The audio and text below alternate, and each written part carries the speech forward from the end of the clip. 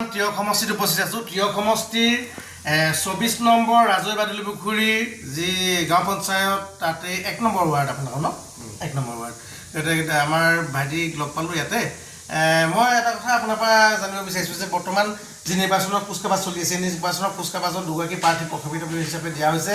এগৰাকী গঠবন্ধনৰ মিত্ৰজোঁটৰ প্ৰাৰ্থী বিকাশ শইকীয়া বিজেপিৰ ফালৰ পৰা আৰু আনগৰাকী হৈছে কংগ্ৰেছৰ জাতীয় কংগ্ৰেছৰ পল্লৱী গগৈ।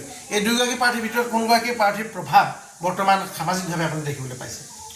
এতিয়া মানে আমাৰ যিটো আগৰ পঞ্চায়ত মানে সমষ্টিটো সেই সমষ্টিটো আমাৰ ভাগ হৈ গ'ল।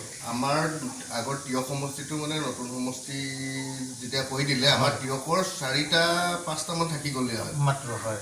গতিকে নতুন পঞ্চায়ত সেইপিনে 14টামান আছে এইপিনে আপোনাৰ 4 গাঁও আছে, মানে 4 গাঁও মণ্ডল আছে, ঢেকৰ পৰা আৰু খঙিয়া এইকেইটা নতুন। মানে আমাৰ ইয়াত মানে পুৰণাৰ যিটো আমাৰ ৰুলিং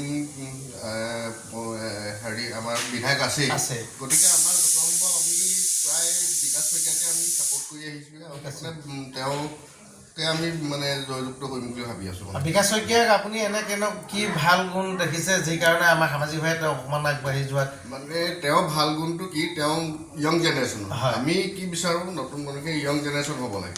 য়ং জেনেৰেশ্যনত তেওঁ ধৰক বহুত উন্নত কিছুমান কাম কৰা দেখিছোঁ। তাত 2-এটা মাজত মানে ধৰক থাকি যাবই আৰু ধৰক 2-এটা ৰাস্তা পালে তেওঁলোকে সেইটো মানে মানুহৰ মনোবৃত্তিত থাকিলে নহ'ব যে এইকেইটা কাম নাই কৰা। পল্লৱী গগৈ যে ৰাইজে অকণমান মানি চলা নাই তাৰ কাৰণ কি বুলি আপুনি ভাবিব পাৰে? তেওঁলোকৰ প্ৰায় আজিকালি মই মানে ছ'চিয়েল মিডিয়া হওক মানুহৰ মাজত হওক তেওঁলোকৰ পৰিয়াল কেন্দ্ৰিকটো দেখিছোঁ। পৰিয়াল কেন্দ্ৰিকটো দেখাৰ কাৰণে মানে সেই মানুহখিনিৰ মানে মনত এনেকুৱা হৈছে যে তেওঁলোকৰ পৰিয়াল কেন্দ্ৰিকটো কিয়?